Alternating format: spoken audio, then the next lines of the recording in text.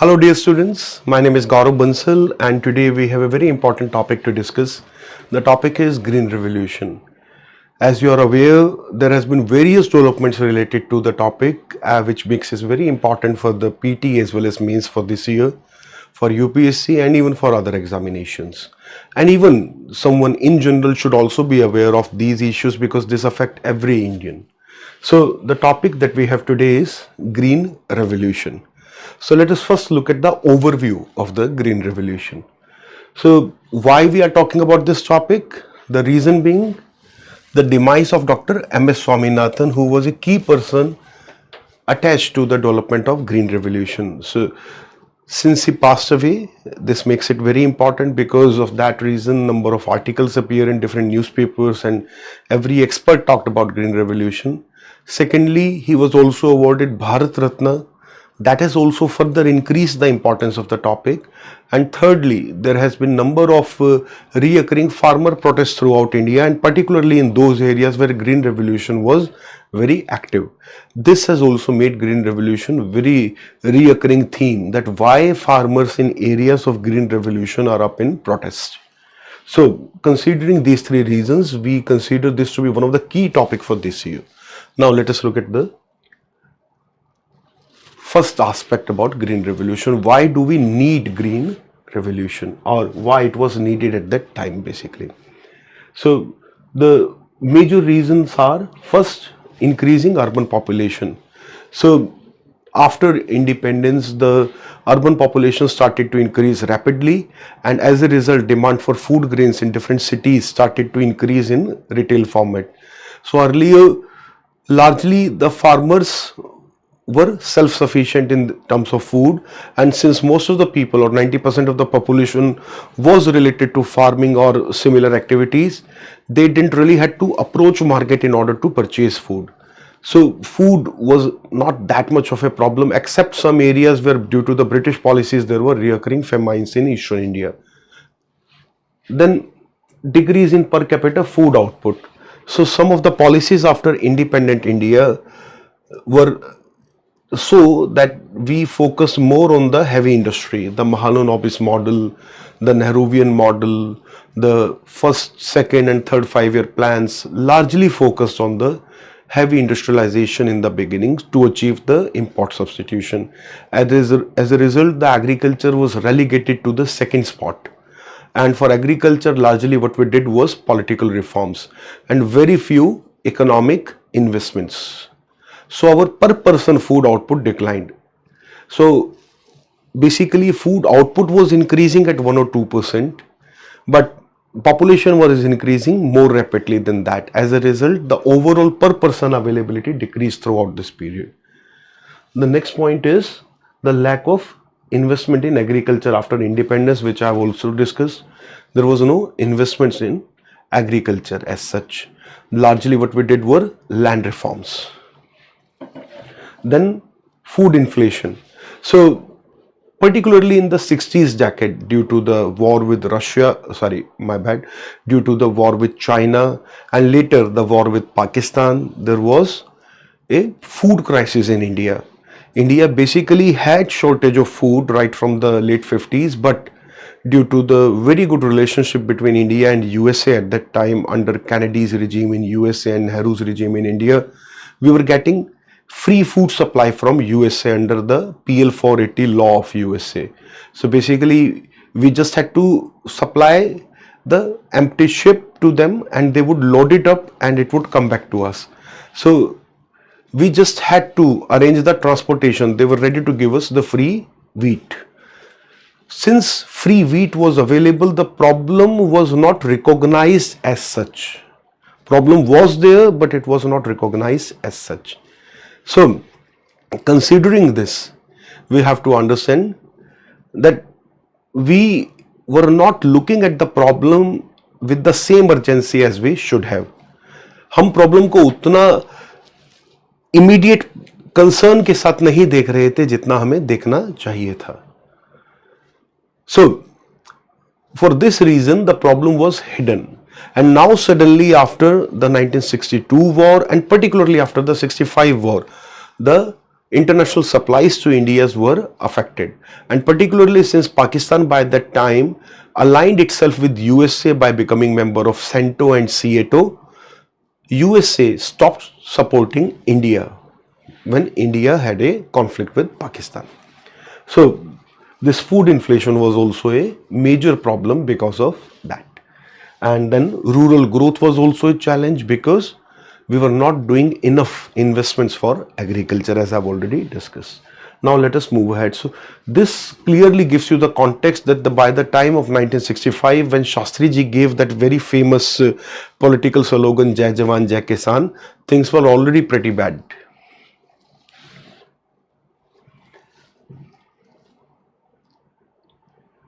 Now,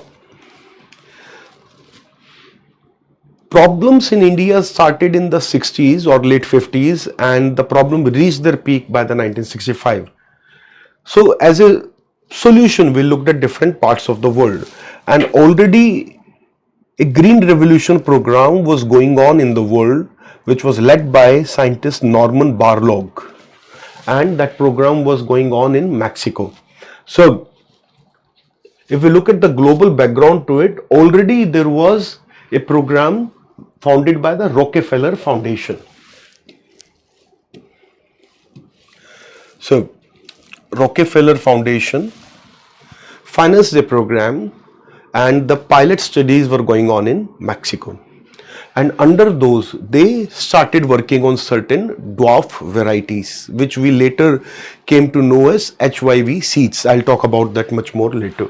So the result of that research was that within 10 years, Mexico, which was largely importing wheat, became self-sufficient and eventually exporter of wheat. So it was a great result. Mexico was importing half of the wheat and it became self-sufficient. Now, in Indian context, we saw this as a very fascinating development, and as a result, even from the late 1950s itself, we started approaching the Rockefeller Foundation, we started approaching Dr. Norman Borlaug, and the scientific communities were already in touch. But government was not giving it that much of a priority at that time. But after 1965, we had to give it priority and became the topmost priority. And after that, so we created number of joint collaborations with the Ford Foundation and the Rockefeller Foundation, and it was the ADB, Asian Development Bank, which supported India in this initiative. And the scientific work in Indian context was done largely by two institutions: Indian Rice Research Institution, which was actually created in this period, and IARI, Indian Agriculture Research Institution under Delhi University. So these two were the institutions that were instrumental in the launch of the program. So as you can see, there was already some work going on in Mexico, and that was done by the American scientists and the American team, and there was very good outcome. So we started adopting the same program now in India. Now, who were the key people involved in the transition and the adoption of the same program in India? The topmost person involved with the Green Revolution in India is Dr. M.S. Swaminathan. So Dr. Swaminathan is also known as the father of Green Revolution in India for that reason. So he basically created Indian version of various dwarf varieties, or we more popularly call them HYV seeds. So he created their Indian versions, which will be more supported in India or Indian climate. Then, as I've already mentioned, Dr. Norman Borlaug. So originally it was his research which was adopted for that purpose, and a very key person in overall research, and he got almost every possible award in the world, be it Mexico, be it USA, be it UN, or the Nobel Prize. So any possible award you can think of, this person got it, and he truly deserves it as well. So he solved the global hunger problem actually by doing all of that.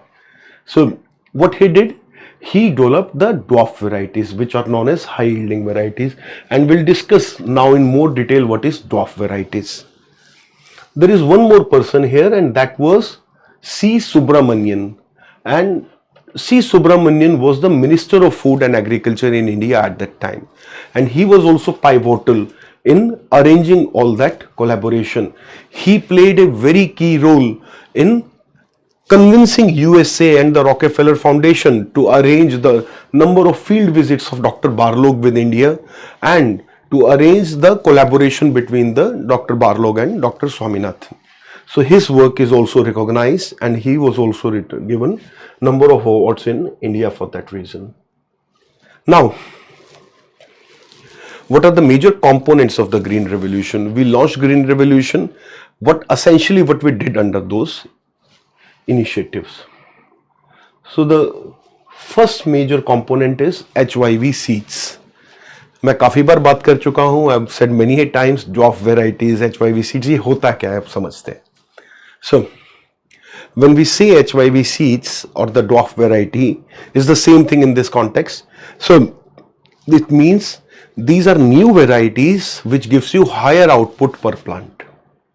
High yielding का मतलब है ज्यादा उत्पादन देने वाली फसल, high yielding variety.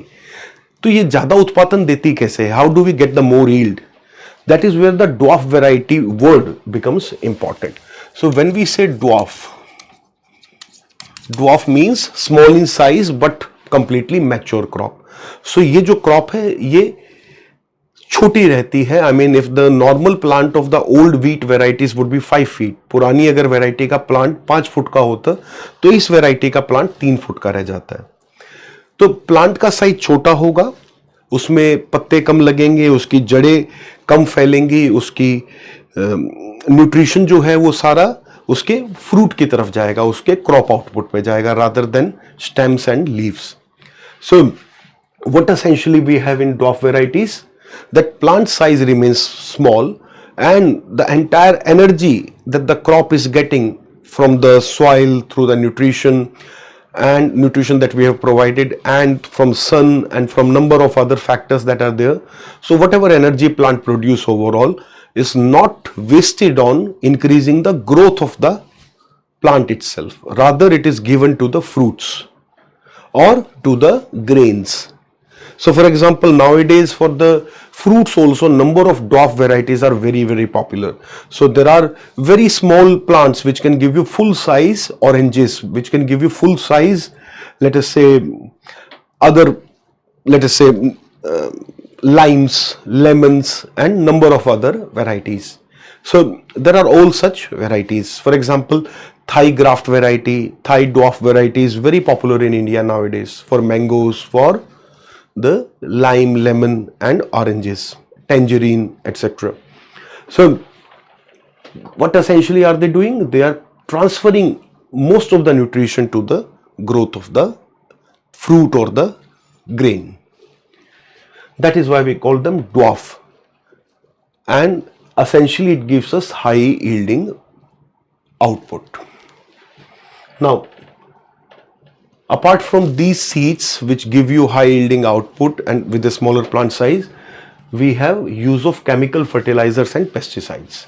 So traditionally the farming in India was largely based on the natural methods and we were using very little pesticides, very little fertilizer by that time, and largely the farmers were using manure from their animal waste or from the other organic decomposition.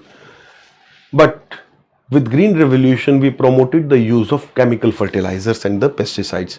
And one of the key requirement for that was the HYV seeds as well. These seeds, although led to higher output, these seeds gave us better output per acre, they also required higher nutrition in certain format. One more good, let us say, quality about these seeds is that they give you crop in lesser time period as well. For example, the traditional wheat variety would give you output in 5 to 6 months, whereas the dwarf variety gives you output in 3 to 4 months. Okay, 4 months let us say, whereas earlier that standard was about 6 months. That is also a key difference. Okay, and that also essentially meant that now it was possible for farmer to have 2 crops or even 2.5 crops per agriculture year or per year. So एक साल में 2 या 2 से ज्यादा फसल लेना भी संभव हो पाया. इससे पहले जब एक फसल के पैदा होने में 6 महीने लग जाते थे और उसके बाद फसल की कटाई के बाद खेत की सफाई, जुताई और वो पूरा समय निकलता था, तो दूसरी फसल लगाने के लिए अधिक समय नहीं बचता था और उसका समय निकल जाता था। किंतु क्योंकि अब फसल के पैदा होने का, उसके उत्पादन का समय कम हो गया है, तो हम 2 या 2 से ज्यादा फसल ले पा रहे हैं। So that was also possible because of HYV seeds.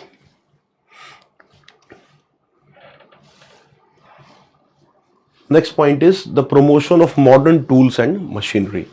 So this is very well known that we were not using many farm advanced tools such as tractors, such as the threshers, such as the seeders and number of other machines. For example, nowadays even the combined harvesters are also becoming very popular in India.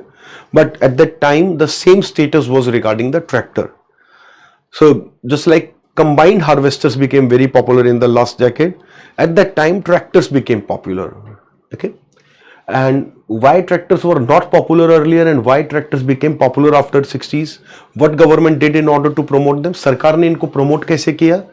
So सरकार ने ये किया कि एक तो tractor के production पे जोर दिया, कुछ सरकारी कंपनी ट्रैक्टर के कंपोनेंट्स बनाने लगी, और दूसरा बैंकों से ट्रैक्टर खरीदने के लिए लोन मिलना आसान हो गया. So government made it very easy or very convenient and cheaper to take farm loan for the purpose of buying agricultural machinery. So that was also one of the key reason why the sale of tractors increased in this period. So as we can see, this also played a key role in speeding up the agriculture activity. The next point is irrigation. So these new varieties, the dwarf varieties, also required irrigation support, and this irrigation support is also very important. ये जो dwarf variety की हम बात कर रहे हैं, ये सिंचाई के बिना इसका बहुत अधिक लाभ हमें नहीं मिल पाता. तो सिंचाई के लिए सरकार ने जो योजना अपनाई वो ये थी, what government adopted was promotion of the tube wells. So farmers were given increasing number of loans in order to install tube wells at almost interest-free rates or interest-free loans, and also huge subsidies were involved in the tube well price as well. So tube well एक तो पहले सस्ते दर पर दिया गया, subsidised rate पर दिया गया, और दूसरा ट्यूब वेल खरीदने के लिए लोन भी बहुत आकर्षक शर्तों पर दिया गया, जिससे बहुत तेजी से ट्यूब वेल का अडॉप्शन स्टार्ट हुआ. सो उत्तर भारत में खासकर पश्चिमी एरियाज जैसे पंजाब, हरियाणा, पश्चिमी उत्तर प्रदेश, इन सब जगहों पर ट्यूबवेल का अडॉप्शन बहुत तेजी से बढ़ा. कुछ स्थानों पर in some of the areas the canals were also extended. Okay, in this period government extended some of the canals which were already developed in the period before that. So already we had Bhakra Nangal Dam, we had Hirakund Dam. So it was quite natural that from these multi-purpose power projects we can extend some of the canals because they were already diverting waters. So that is how we did the irrigation, tube well and canal. Next point is land reforms and land consolidation. So land reforms were already going on. भूमि सुधार कानून भारत में 1950 से चल रहा था. These were already going on, but since the focus in the 50s was largely on जमींदारी प्रथा or removing the जमींदारी प्रथा and number of other issues, in this decade, in the 60s, the focus was more on land consolidation so that farms are more convenient and conducive for the modern machinery such as tractors.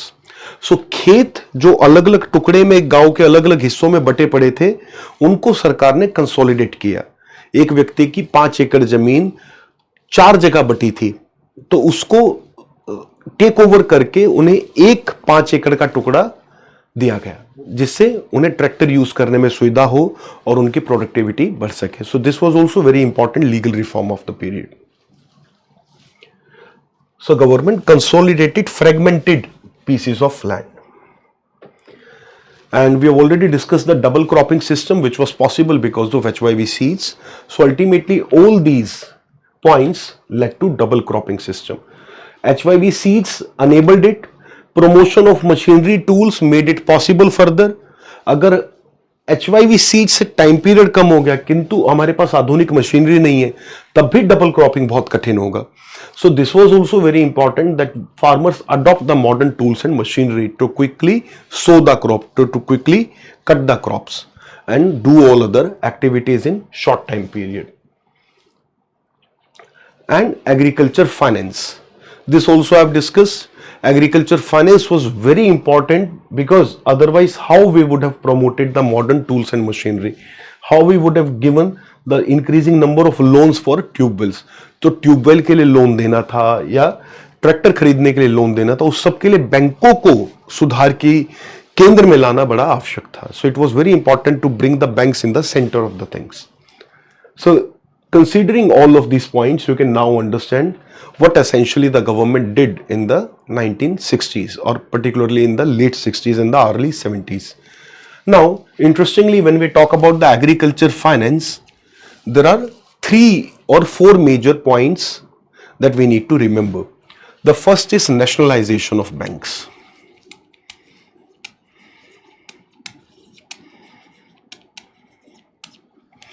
Okay, nationalization of banks. So in the 1968 government nationalized large number of banks, and then later on in the 1980 also it further nationalized some of the other banks. So this nationalization of bank was a major development, and this was done in order to promote the rural finance. And after nationalization, number of rules were made for the banks to increase the rural branches and increase the rural lending. Then second point, after nationalization of bank, it is in the same period government created NABARD.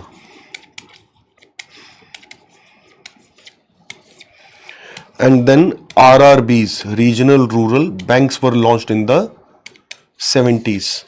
So these were different steps taken by the government or different institutions created by the government in order to promote the agriculture finance. So this is what you need to remember in context of agriculture finance. So finally, in the overview part, we need to talk about the different areas that were there under Green Revolution. So when we talk about Green Revolution, people associate it largely with Punjab and Haryana, which is true. So Punjab or Haryana, which at that time was actually only Punjab, Haryana was carved out much later.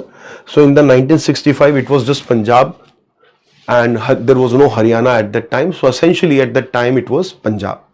Why Punjab was chosen?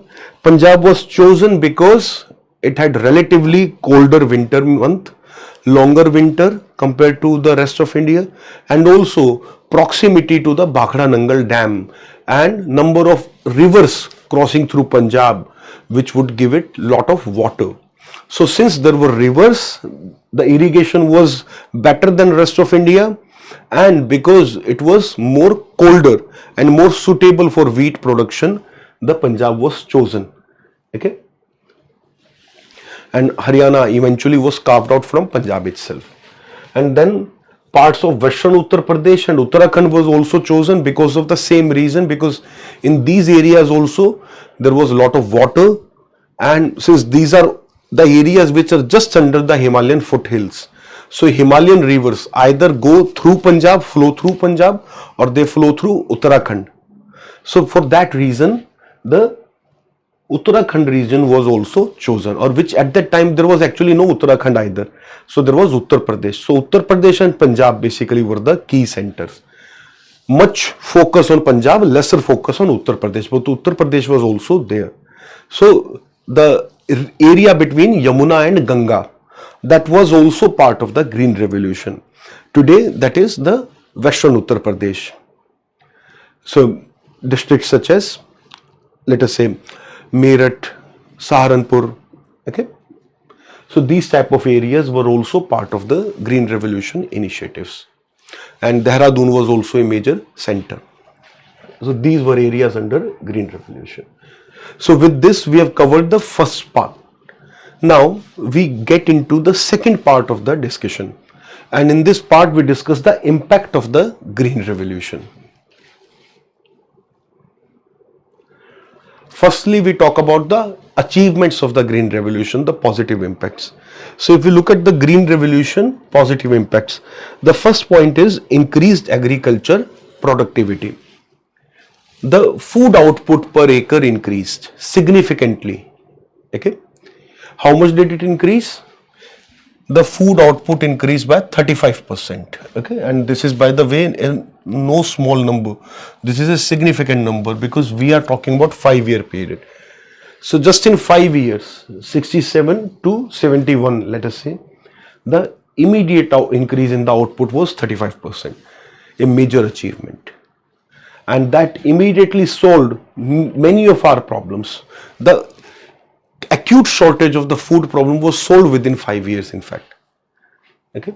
So our increase in the crop yield or productivity was one of the key and immediate impact which solved the problem of food shortage, which reduced the dependency on imports and gave us self-sufficiency in food production.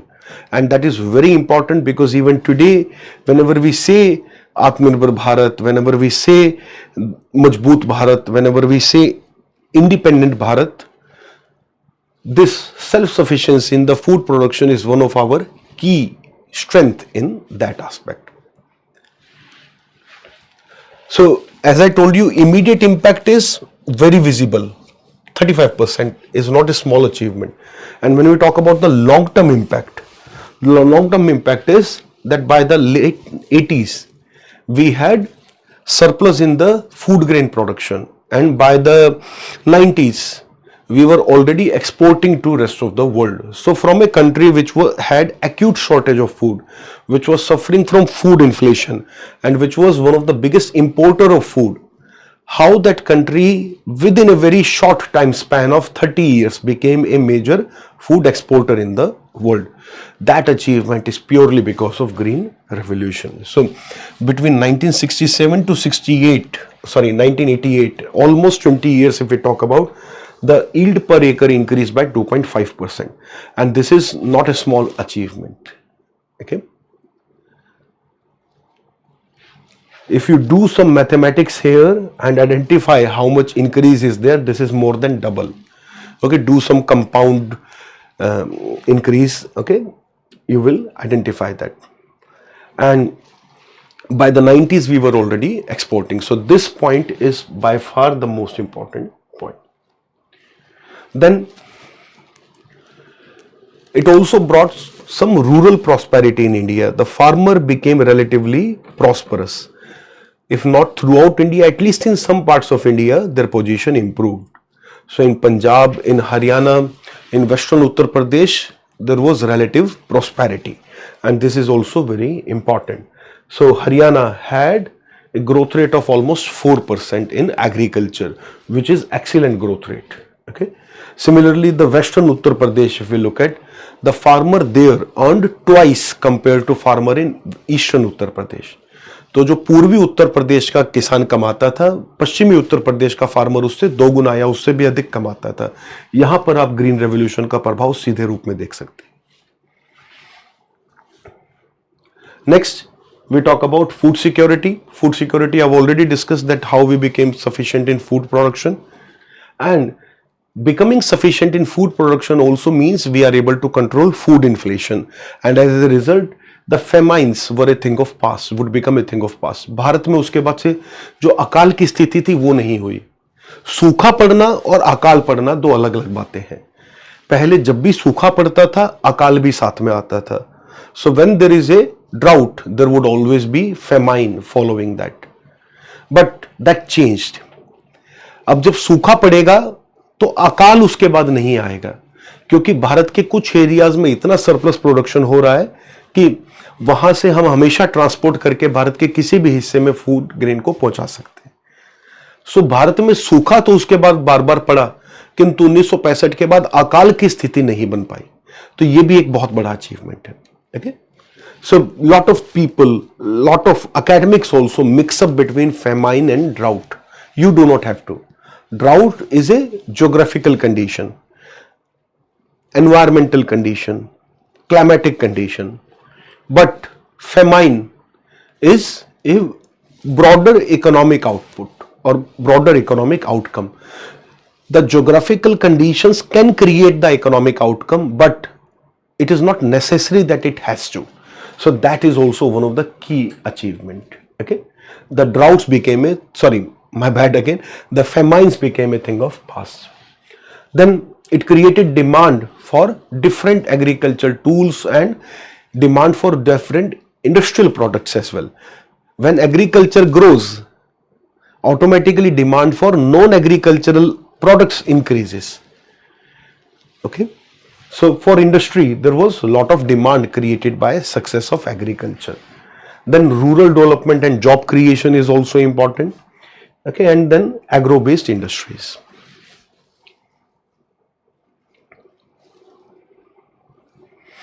Now these are not the only impacts.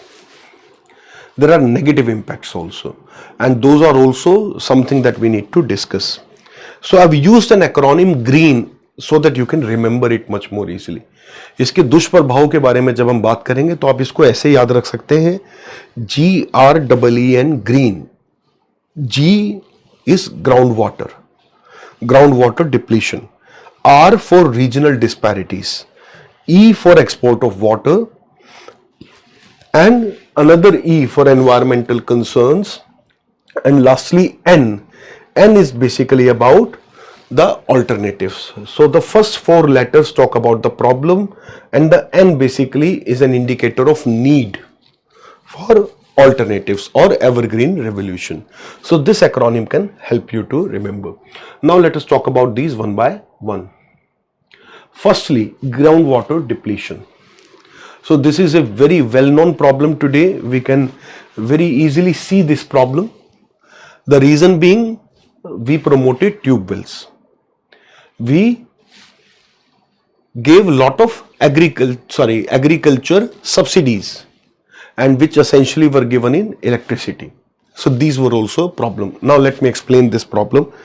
See, in large parts of India which were under green revolution, such as Punjab, such as Haryana, such as Uttarakhand, electricity subsidy has been given, and even today in Punjab electricity subsidy is massive.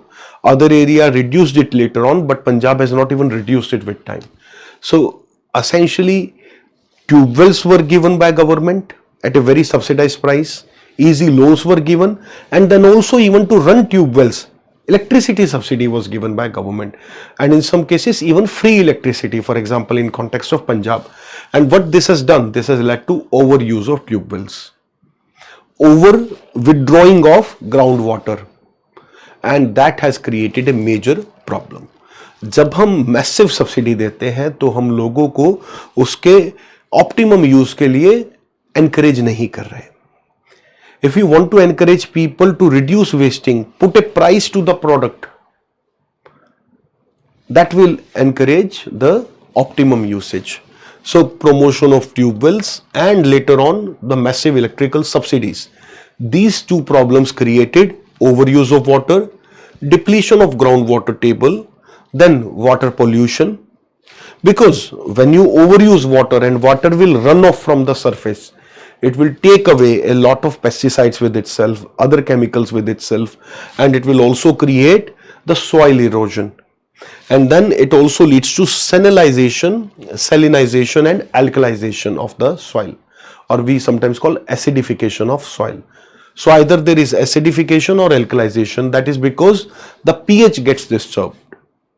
So every soil has certain pH value, and certain pH value is suitable for crop production.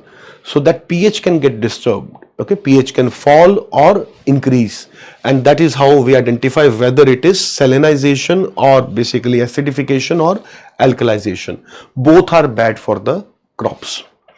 So overuse of groundwater has created number of problems, environmental problems, health problems, and unsustainability. So this is a massive problem. So water pollution, and this is accompanying with, ये किसके साथ आता है? ये आता है soil erosion के साथ. So that is a major issue. Now from G we move to R, and here we have regional disparities. And when we talk about regional disparities, we need to identify that while it was okay that Haryana and Punjab were chosen for a reason, Haryana और पंजाब को हमने choose किया था क्योंकि वहां कुछ हमें benefit थे. In Punjab and Haryana there was more colder climate for production of wheat, and also the existing network of canal, and also better water availability. But later on we failed to expand green revolution to some of the other areas, and even today the massive focus of all the government agencies such as FCI and others is on Punjab only. So still the majority of the MSP purchase happens from Punjab, and other areas do not get that support from different APMCs, from FCI and from other agencies, and this creates a massive problem.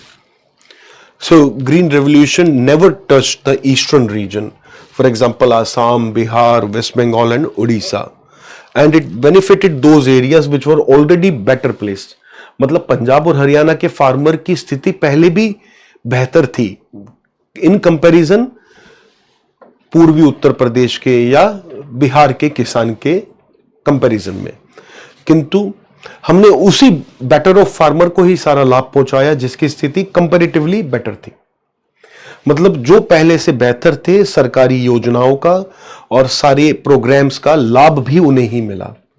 सो जिसकी वजह से farmers के बीच का gap आज बहुत अधिक है।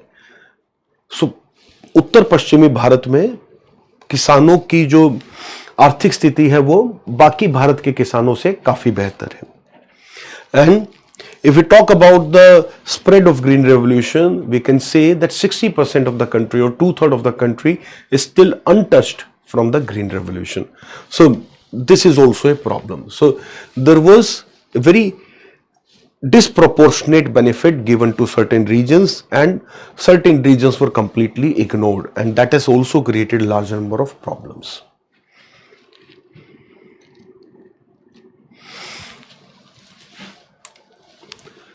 And then we come to the next problem.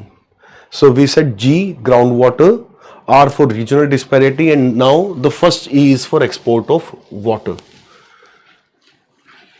We need to understand the water usage in India is first of all more than the other countries, and then we are exporting away those crops. So in a way we are doing export of water.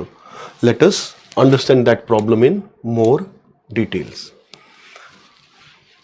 So for example, when we compare the data of water usage in India compared to some of the other countries, we understand that in India we use more than twice the water. In Japan they grow rice, in entire Southeast Asia they grow rice, in China they grow rice, and in India we grow rice. What is the difference? The difference is when we grow rice in the suitable areas, the river deltas. For example, there are large number of very big deltas in China, in the Yangtze River Delta, in the Yellow River Delta, and some of the other areas. So in all those areas, since you have a natural condition to grow rice, the rice grows better without using much of water. But in contrast, Punjab, Haryana or Andhra Pradesh in India are not very suitable for the rice production by that parameter. Andhra Pradesh to some extent it is, but not entirely. So, but at least Punjab and Haryana are not at all suitable for rice production in that manner. Here we have to create such conditions artificially. We have to flood the fields, okay, because rice crop requires a lot of water in the early stages. So in delta regions, after the rainy season is over, in general water availability is very high. The fields anyways remain submerged, but that is not the condition in northwest India. So over there we have to create the condition artificially. That is what is creating the problem here. So in China they grow rice in river deltas. In Vietnam, in Laos, Cambodia, again it is in the river deltas, in Mekong River Delta. For example, in Vietnam they grow rice, and when we grow rice there, the usage per acre is very less. And even within India when we compare, we will identify that. जब भारत में भी हम compare करेंगे तो हम देखेंगे कि बंगाल में जहाँ की नेचुरली गंगा का और ब्रह्मपुत्र का डेल्टा बनता है, वहाँ पानी का उपयोग बहुत अधिक नहीं होता। वहाँ में अलग से जमीन से निकाल कर या ट्यूबवेल के थ्रू खेतों को पानी नहीं देना पड़ता, किंतु पंजाब और हरियाणा में हमें बंगाल जैसी कंडीशन आर्टिफिशियली बनानी पड़ती है, which creates a lot of water usage. So what are we doing? We are overusing water and we are using very precious groundwater. And what is water? Water is the most precious resource in context of India. We have very small amount of land area in compared to our population. India has almost 18% or 19% of the global population today on almost 2.5% of the global land mass. Let us say, I'm using rough averages, not absolutely accurate, just to give you an idea of proportion. So in a way, our population is 7 times, our population burden is 7 times given our land allocation. And if you look at the water allocation, India has less than 1% of the water availability in the world. So संसार में उपलब्ध पानी का केवल 1% हमारे पास है, किंतु उस 1% पानी से हमें संसार की लगभग 18% पॉपुलेशन को सपोर्ट करना है। ऐसे में ग्राउंड वाटर हमारा सबसे प्रीशियस रिसोर्स है, किंतु हम क्या कर रहे हैं, उसी ग्राउंड वाटर को ट्यूबवेल के थ्रू निकाल रहे हैं, उससे खेती कर रहे हैं, और किस काम के लिए? एक्सपोर्ट करने के लिए। If we look at it properly, we are exporting away our most precious commodity, that is water, at a very cheaper cost. That is what is a massive problem in India, and that mindset shift is required so that we can solve this problem. So India is exporting almost 17.7 million ton of rice and 7.5 million ton of sugar. What is that? In order to produce 17.7 million ton of rice, we extracted 50.5 billion cubic meters of water and about 15 billion cubic meter for sugar. So in together we are withdrawing 65 billion cubic meters of water. This is more than what entire households in India use for bathing purpose, for washing clothes, for all other household purposes and industry. सो भारत में सभी घरों का पानी का प्रयोग और industry का पानी का टोटल प्रयोग हम जोड़ लें, उससे अधिक पानी केवल एक्सपोर्ट होने वाले राइस और शुगर में हम प्रयोग कर रहे हैं। So this is why we have a massive environmental challenge ahead. Okay, so this is a problem we need to identify and later solve as well. Now we come to the next problem, which is another E, and that is environmental concerns. So what are some of the other problems with the green revolution? One of the problem is we have been overusing fertilizers, particularly urea. The urea used in India is more than twice compared to many of the other countries. मतलब America से हमने urea प्रयोग करना सीखा और आज America से हम दुगनी यूरिया प्रयोग करते हैं प्रति एकड़। So this is where things have gone wrong. Similarly over use of pesticides, pesticide का प्रयोग भी भारत में जिस संख्या में होना चाहिए उससे बहुत अधिक होता है और ये बहुत ही डिस्प्रोपोर्शनेटली होता है। So these are both a major environmental concern. So there are many pockets in Punjab today where we have already seen number of issues. Okay, so for example, soil degradation. In the soil health card scheme, the maximum problematic areas that we have found are in Punjab.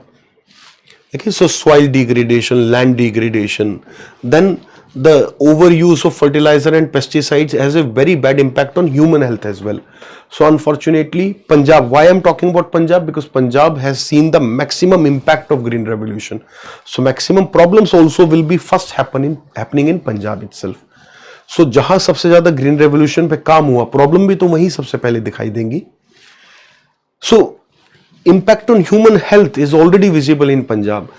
There are parts of Punjab, for example, the Bathinda region and the nearby region have higher rate of cancer. And in fact, unfortunately, a train is also called Cancer Express, okay, which is primarily hauling patients from there to another city. So soil degradation, impact on human health, and there is one more problem, by the way. That problem is about overproduction of carbohydrates. So I've not mentioned it here, but that problem is also important. Let me briefly talk about that for 1 minute. See, under Green Revolution we promoted wheat and rice. Green revolution के under हमने wheat और rice के production पे जोर दिया और 1990 आते आते हमारे फूड ग्रेन का 80% प्रोडक्शन व्हीट और राइस के रूप में होने लगा। व्हीट और राइस हमारे प्रोडक्शन का मुख्य आधार बन गए। अब क्योंकि प्रोड्यूस हम व्हीट और राइस ही कर रहे हैं, जब हम पैदा गेहूं और चावल ही कर रहे हैं तो हम खाएंगे क्या? हम खाएंगे भी गेहूं और चावल ही। So our diet also largely consist of wheat and rice today, and as a result what problem we face today is overconsumption of simple carbohydrates. See, rice is one of the most simple carbohydrates. It gets digested very quickly. It has very high GI, glycemic index, and when we overconsume rice for a long time, then the population develops high rate of diabetes as well. So जो ये wheat और rice का अधिक production हुआ, इसके कारण अधिक ही प्रयोग भी हुआ. So a large number of people, rich or poor, started eating wheat and rice, and as a result their nutritional balance got affected and they were eating food, or even all of us are eating food which is high in glycemic index. As a result we have higher risk of diabetes. So this is also a problem that has happened meanwhile, and this is also a problem why we have problem of hidden hunger. मतलब हम भोजन पूरा कर रहे हैं, हम पेट भर खा रहे हैं, 3 समय खा रहे हैं, किंतु हमारे शरीर को फिर भी सही मात्रा में खुराक नहीं मिल रही है, हमारे शरीर को सही मात्रा में न्यूट्रिशन नहीं मिल रहा है, बिकॉज जो भी हम खा रहे हैं उसमें ज्यादातर हिस्सा सिंपल कार्बोहाइड्रेट्स का है।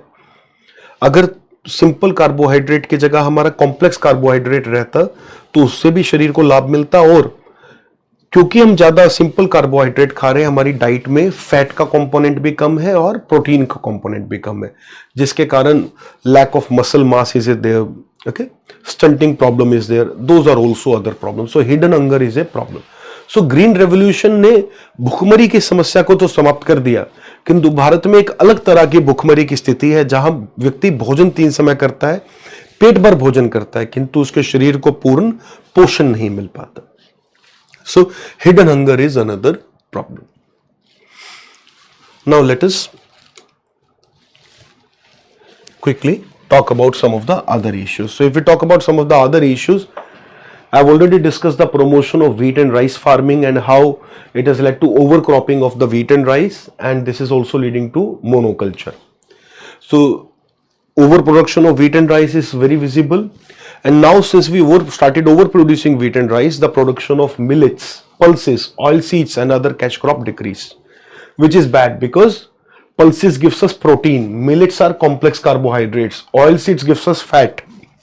So our fat production reduces, our protein production reduces, our complex carbohydrate production reduces. Okay, so for pulses and oilseeds we in fact became dependent on imports. This is also a problem. So farmer doesn't want to grow oil seeds in India, and we import expensive palm oil from abroad, and which is also harmful by the way. So Bharat में तो किसान तिलहन पैदा नहीं कर रहा है, okay? और बहुत महंगी कीमत पर बहुत ही नुकसानदायक तेल हम बाहर से इंडोनेशिया और मलेशिया से खरीद रहे हैं। इसकी जगह अगर भारत में ही किसान के लिए बेहतर विकल्प उपलब्ध हो तो भारत में ही सरसों की खेती को बढ़ाया जा सकता है, सूरजमुखी की खेती को बढ़ाया जा सकता है, जिससे प्रचुर मात्रा में तेल का उत्पादन भारत में हो पाए और लोगों को फैट उनकी डाइट में पर्याप्त मात्रा में मिल सके। So that is another problem that we have. And then as I talked about over consumption of simple carbohydrate, unbalanced diet and hidden hunger, all these problems are discussed. And then lastly, what we have done is has destabilized some of the traditional living pattern in India because we promoted agriculture machinery aggressively under Green Revolution. This led to displacement of cattle from farm. Bharat में जो खेतों में पहले गाय या बैलों की सहायता से काम होता था वो पूरी तरह ट्रैक्टर या दूसरी मशीनों पर चला गया, तो किसान को बैलों की या गाय की जरूरत आवश्यकता समाप्त हो गई और खेतों से धीरे धीरे पशु गायब होते चले गए।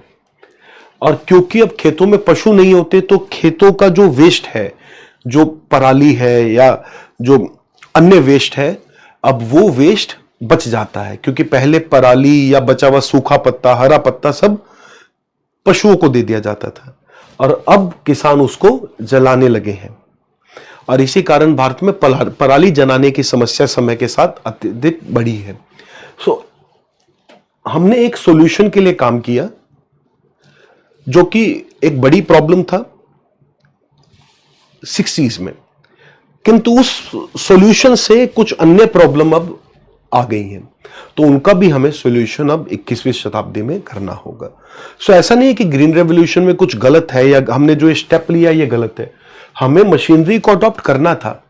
हम समय की धारा के विपरीत नहीं जा सकते, we can not go against the tide of the time, but we still need to remember that there is a certain way of living in a country and you cannot give it a sudden shock कि भारत में जीवन जीने का या गांव का एक culture था, एक सिस्टम था, उस सिस्टम को तो हमने बंद कर दिया और उसकी जगह एक ऑल्टरनेटिव सिस्टम वेस्ट मैनेजमेंट का हमने बनाया नहीं, तो इसी कारण आज हमें बहुत तरह की परेशानियां आ रही हैं। Now as we are talking about stubble burning का प्रॉब्लम अभी बढ़ गया है, ओके, पराली जलाने की जो समस्या है जिसके कारण सर्दियों में पोल्यूशन और अन्य समस्याएं बढ़ रही हैं। Then we promoted the use of machinery, tractors, etc. But still we need to remember that India has large number of small and marginal farmers and less farmers. And for these people, this capital intensive farming has never been suitable. So agriculture inequality has always increased much rapidly compared to inequality between agriculture and other areas. Okay, so the gap between big farmer and small and marginal farmers has increased rapidly. And lastly, the farmers became dependent on the costly inputs such as seeds, fertilizer and pesticides. So क्योंकि किसान को बाजार से बीज खरीदना होता है, क्योंकि किसान को पेस्टिसाइड खरीदना होता है, खाद खरीदनी होती है, तो किसानों को अब एक बहुत बड़ी अमाउंट में रकम फसल पैदा करने के लिए चाहिए और क्योंकि किसानों को फसल पैदा करने के लिए कुछ अमाउंट चाहिए, वो लोग अत्यधिक मात्रा में उधार लेते हैं और बहुत से किसान इसी कारण डेट ट्रैप में भी फंस जाते हैं। So this is also a problem. Now with this we have completed the second part of the discussion, which is the impact of green revolution. Now very briefly we wind up the last part of the discussion, which is alternative, कि green revolution के काफी लाभ हुए किंतु जैसा हमने देखा उसके बहुत सारे नुकसान भी हुए, उससे हमें प्रॉब्लम्स के साथ भी रूबरू होना पड़ा। तो अब हम बात करेंगे इस सब को सॉल्व करने के लिए हमारे पास क्या क्या सॉल्यूशन है, क्या क्या ऑल्टरनेटिव्स है। So when we talk about alternatives, the alternatives include first of all organic farming. So whenever we talk about organic farming, we need to remember organic farming is not a universal solution to all problem. Organic farming comes with a large number of problem. So organic farming की जब हम बात करेंगे तो हमें याद रखना है कि organic farming हमारी सारी प्रॉब्लम को सॉल्व नहीं कर सकती और organic farming हर जगह पर प्रयोग भी नहीं होगी। The reason being, organic farming reduces productivity significantly. जहां पर किसान ऑर्गेनिक फार्मिंग करेगा, खेत का आउटपुट कम हो जाएगा। इस विषय में मैं कुछ बातें अपने अनुभव के आधार पर भी कर सकता हूं। मैं अपनी फल सब्जियां और कुछ अन्य खाद्यान्न घर पर उगाता हूं। मेरे पास कुछ जमीन है जिस पर कुछ पेड़ और कुछ सब्जियों के पौधे लगे। सो जब मैं अपने पेड़ पौधों में और सब्जियों में किसी भी प्रकार के खाद का प्रयोग नहीं करता, किसी भी प्रकार के केमिकल का प्रयोग नहीं करता, केवल देसी खाद, गोबर खाद या अन्य ऑर्गेनिक फर्टिलाइजर्स का प्रयोग करता हूं, तो जो आउटपुट है वो काफी छोटा होता है। जैसे आलू का पौधा, आलू के पौधे में अगर मैं बाहर से यूरिया, पोटैश या डीएपी नहीं डाल रहा हूं, if I am not using DAP, potash और urea in the potato crop, then the potato I'm getting is this small in size, golf ball के साइज का आलू मुझे मिलता है। ओके, और एक पौधे से मुझे मुश्किल से 3 किलो आलू, 2.5 किलो आलू मिल पाता है।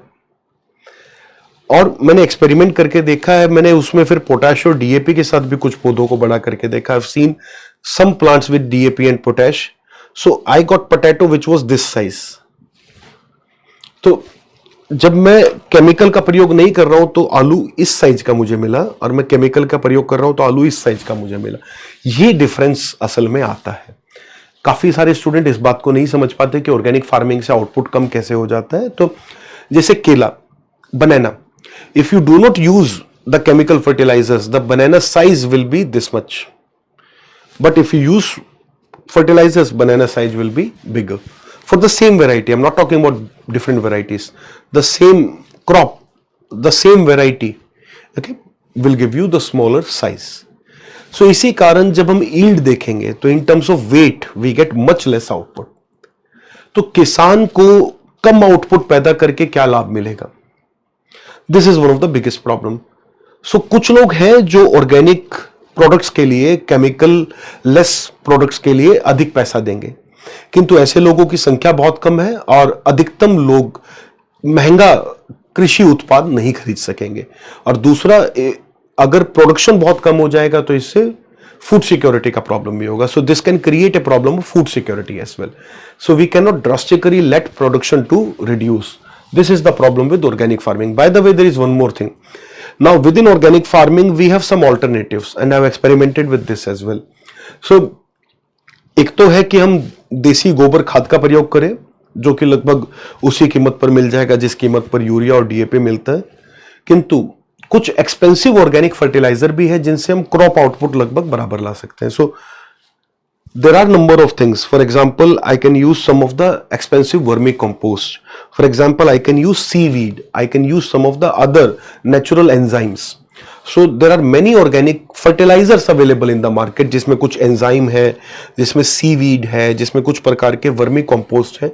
इन सबको डालने से जो मेरा आउटपुट है वो लगभग केमिकल फार्मिंग के बराबर होता है, किंतु इसका कॉस्ट इतना बढ़ जाता है कि ये फिर ज्यादा लोगों के लिए वायबल नहीं होगा। अगर हम सीवीड और एंजाइम के थ्रू फार्मिंग करें तो उसका नेचुरल प्रोसेस होगा और उसको ऑर्गेनिक फार्मिंग माना जाएगा और उसका ह्यूमन हेल्थ पर पॉजिटिव इंपैक्ट भी होना चाहिए, किंतु उसका प्राइस इतना बढ़ जाएगा कि हर व्यक्ति उसके लिए पे नहीं कर पाएगा। So if we talk about true organic farming, only few percentage of population can afford it, and since food output can decrease, this can create other problem of food inflation in general as well. So this is not a universal solution, this is a very limited solution. So जब भी आप organic farming की बात करें, इस problem को ध्यान में रख के करें. Then another problem is agroecology. Okay, so we can use the same output, same inputs, we can use everything, but we use some of the environmental friendly practices such as crop rotation, agroforestry and integrated pest management. So if we rotate crop regularly, then the soil degradation slows down and it is good for the environment. If we adopt agroforestry, basically integrated farming with the traditional farming, then also it has a number of benefits. So we are not changing the output, we are not changing the inputs much, but we are practicing some of the, we are adopting some of the practices which are giving us better results. Then we have precision agriculture. By using precision agriculture, we can reduce the wastage, we can reduce the overuse of inputs. So in the precision agriculture, we have the usage of drones, we have data, advanced data analytics, we have sensors. Okay, so खेत में sensor लगा होगा, जमीन में कुछ sensors लगे होंगे जिससे पानी कितना है, कितनी नमी है, कितनी ह्यूमिडिटी है, और एयर में कितनी ह्यूमिडिटी है, लैंड में कितनी ह्यूमिडिटी है, सबका मेजरमेंट लाइव ट्रैक होता रहेगा और मशीन को उनका डेटा मिलता रहेगा। और जैसे ही ह्यूमिडिटी में एक लेवल के नीचे गिरावट होगी, उसी समय ऑटोमेटिकली रोबोट्स के थ्रू पानी दे दिया जाएगा। किंतु जैसा आप समझ पा रहे हैं, as you can understand, this type of farming is not possible for small farmer from average regular farmer. This particular type of farming is possible only for corporations और big farmer who are ready to invest significantly in these machines. So इसमें upfront cost इतना high है कि बाद का जो wastage है वो बहुत, I mean, if we talk about a scale of production, it can be beneficial, but for a small farmer, it is not beneficial, or even a medium farmer. So this is a good alternative. जो 2-4% corporate farming होती है या जो large scale farming होती है, at least वहां तो इसे अडॉप्ट करना चाहिए. So in that context none of the solution completely fit. ऐसा कोई सोल्यूशन नहीं जिसको हम कह सके ग्रीन रेवोल्यूशन का ऑल्टरनेटिव है. Every solution is a part solution, कि वो किसी 2% 5% पॉपुलेशन की प्रॉब्लम सॉल्व करेगा, किसी और 5% पॉपुलेशन को कुछ और सूट करेगा, and that is how we can adopt. So precision agriculture is very important. Then climate resilient farming is another technique. Okay, so we use drought tolerant crops. We use some of the water harvesting techniques. For example, in Rajasthan nowadays this is going on, and in some of the other areas like Madhya Pradesh also it is going on. So for example, there is a new technique which is being adopted in Jodhpur and some of the other regions in Rajasthan that I've heard about, and I've seen documentaries on National Geographic and DW as well, that now they dig certain pits within the farm, कि हर खेत में एक आधे एकड़ के टुकड़े बनाए गए हैं. फॉर एग्जाम्पल, हमारे पास 5 एकड़ का एक खेत है, उसको हमने 10 अलग अलग टुकड़ों में बांट दिया. काटा नहीं है, हमने एक रफ बाउंड्री बना ली कि आधा एकड़ के 5 टुकड़े, 10 टुकड़े हमने उसमें बना लिए. फिर हर आधा एकड़ के सेंटर में एक बड़ा गड्ढा खोदा गया, जिसमें जितना भी बारिश का पानी या किसी भी और अन्य रूप में पानी जो आ रहा है वो वहां स्टोर हो सके. और पूरे आधा एकड़ के एरिया में इस प्रकार से ढलान बनाई गई कि कहीं भी पानी गिरेगा वो सारा उस गड्ढे में आकर सेंटर में इकट्ठा हो जाएगा. और जब ऐसा होता है तो हर आधा एकड़ के सेंटर में पानी का एक छोटा सा तालाब बन जाता है. और वो छोटा सा तालाब इतना लाभकारी है कि उससे पूरा गर्मी का सीजन बिना इरिगेशन के भी कुछ एरियाज में लोगों का निकल जाता है. सो खेत के अगर सेंटर में और हर आधा एकड़ पे अगर आपके पास इस तरह का छोटा सा तालाब है, तो वो क्योंकि पानी का गड्ढा आसपास की सारी जमीन को अंडरग्राउंड पोर्स के थ्रू और सीपिंग के थ्रू पानी दे रहा है, तो आपके सारे खेत के नीचे पानी हमेशा बना हुआ है, पानी का लेवल हमेशा ठीक ठाक रहेगा. सो this is a very important technique, और ये बहुत चीपर है, इसका बहुत अधिक कॉस्ट नहीं है, और ये बहुत ही सिंपल और विजिबल टेक्निक है. तो ये एक सिंपल टेक्निक है जिसको लगभग सभी फार्मर अडॉप्ट कर सकते हैं. सो ड्राउट टॉलरेंट क्रॉप्स फिर एक अदर टेक्निक है. There are certain varieties of crops which do better in saline water. There are certain varieties of crop which do better even when there is rain deficit. So those also can be adopted. So these are also some of the methods. Then there is another model which we are increasingly talking about in India for last decade is Israel model. कि Israel model को adopt कर लें, उससे भी problem solve हो जाएंगी. सो Israel model Bharat में बहुत तेजी से लोकप्रिय हो रहा है. इजराइल मॉडल क्या है?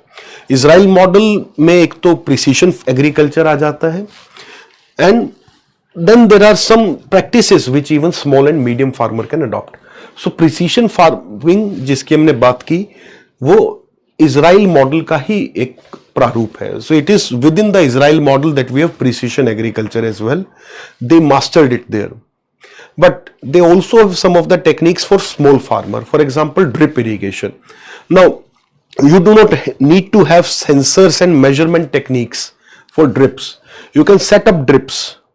And nowadays drips cost has also come down significantly. So in the drip irrigation, basically you can set up by your general understanding that I need a drop every 5 minutes, that I need a drop every half minute, that I need a drop of water to be provided to the plant every 2 minutes. So those kits allow you to set up that time. How tighten the screw would ensure in how much time a drop of water would fall. So drip irrigation is also something which even medium small farmers can adopt. Okay, rainwater harvesting is also one of the method which I was talking about in climate resilient farming also. Then there is watershed management also. So these are also within the Israel model, and these are increasingly being adopted in India as well.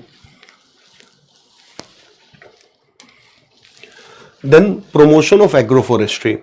So agroforestry basically is talking about the integration of trees which gives us, let us say, timber, which can give us some of the herbs, which can give us some of the fruits along with the traditional crops.